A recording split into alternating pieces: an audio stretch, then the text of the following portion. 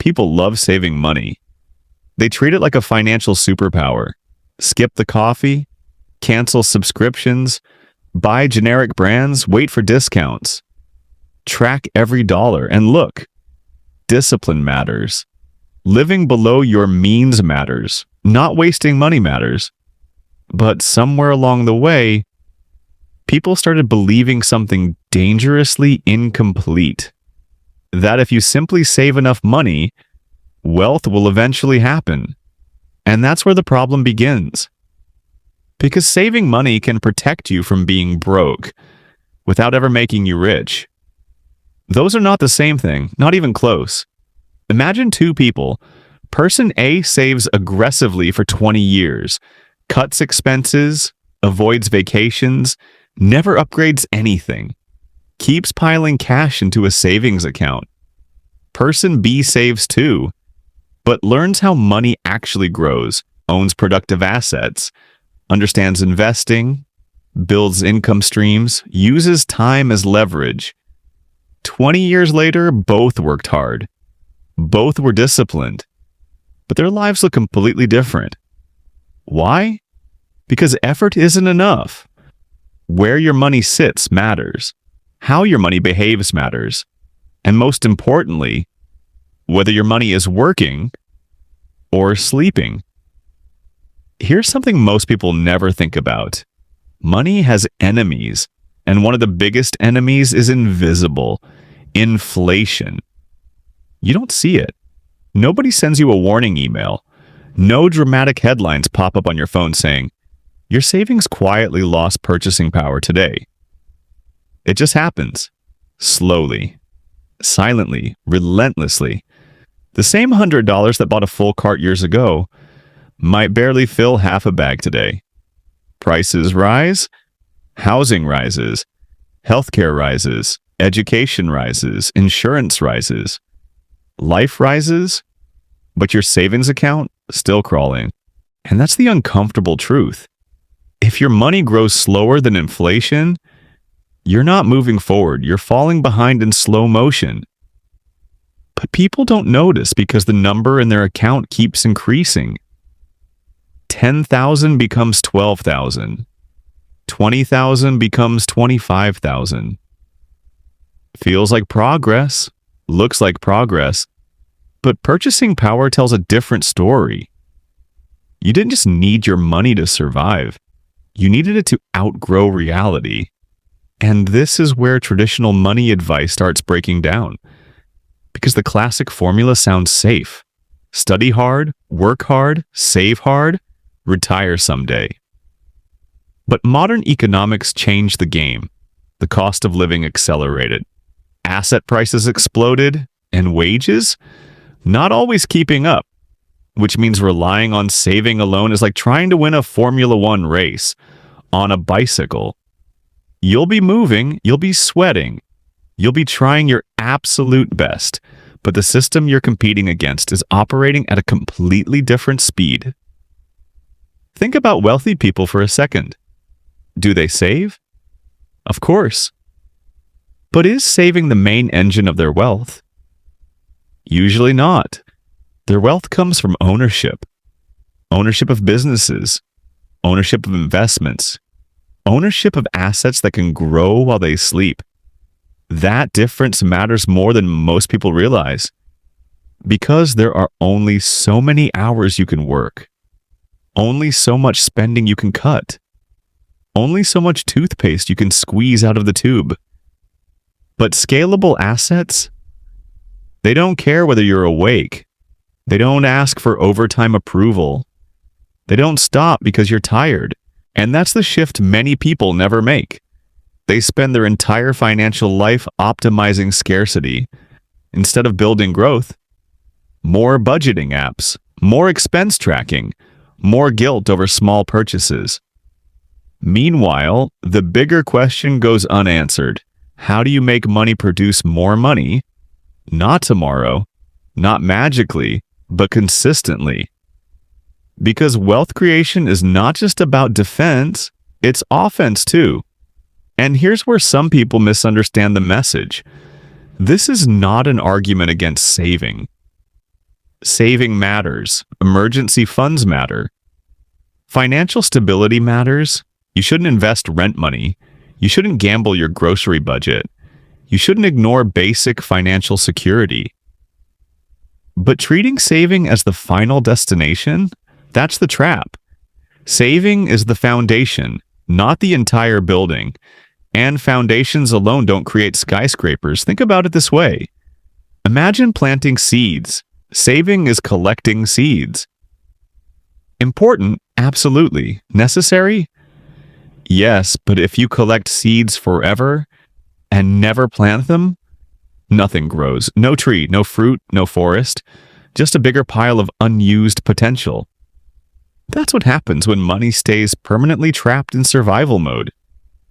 People become excellent savers without becoming effective builders.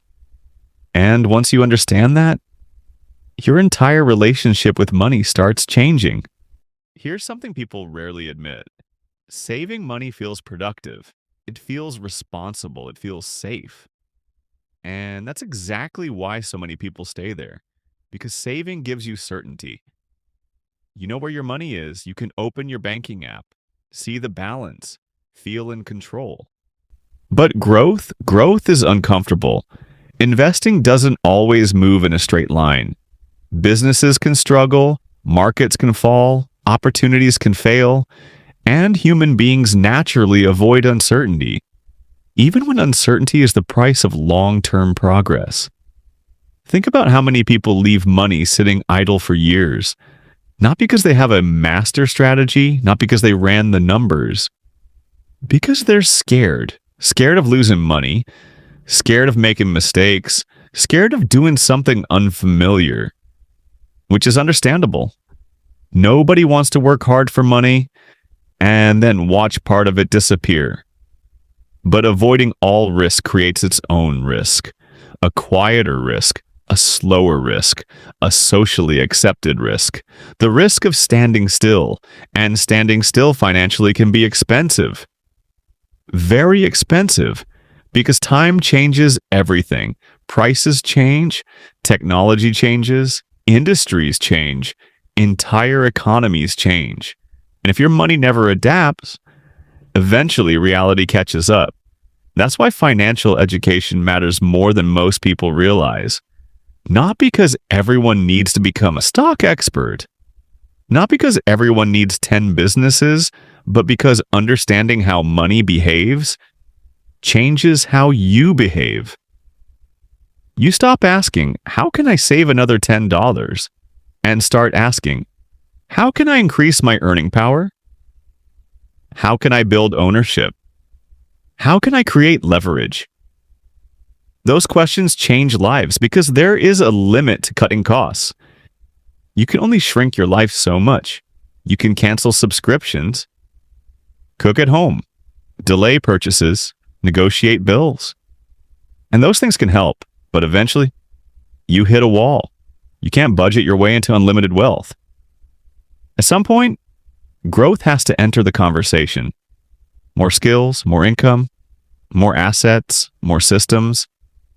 Because wealthy people don't only focus on reducing expenses, they focus on expanding capability. And that shift can completely transform someone's financial future. Now, there's another uncomfortable truth nobody likes talking about. Saving money alone often creates a hidden mindset problem. You start thinking only in terms of protection. Protect money, avoid losses, prevent mistakes, play defense. And while defense matters, a life built entirely on defense becomes restrictive. You become afraid to experiment, afraid to invest in yourself, afraid to learn new skills, afraid to pursue opportunities that don't come with guarantees. Because guarantees feel safer, but growth rarely arrives wrapped in certainty. Sometimes the best financial decision isn't cutting another expense. Sometimes it's learning a valuable skill, starting a side income, building something small, investing in knowledge, taking calculated risks, not reckless risks, calculated ones. Because wealth creation often requires stepping beyond pure preservation. Think about the highest earning opportunities in the world. Many came from ownership, innovation, specialized skills, long-term investing, entrepreneurship, not from finding the cheapest grocery receipt every week. Again, saving matters. But saving alone was never designed to carry the entire weight of wealth building. It's one tool, an important tool. But still, just one tool. Imagine trying to build a house with only a hammer. A hammer is useful, necessary even, but eventually, you'll need more. Different tools, different strategies, different systems. Money works the same way. The people who build lasting wealth usually combine multiple financial behaviors. They save, they invest, they learn, they adapt, they increase income, they build assets, they think long-term. And slowly, those actions compound. That's the word many people underestimate. Compound. Small actions repeated across years become massive outcomes. Not overnight, not instantly, but steadily, quietly, powerfully. And maybe that's the real lesson here. Saving money is not wrong. It's incomplete. Because the goal was never to simply store money. The goal was freedom, choice, security, opportunity. A life where money becomes a tool instead of a constant source of stress. And reaching that point requires more than saving alone. It requires understanding how to make money grow even while you sleep.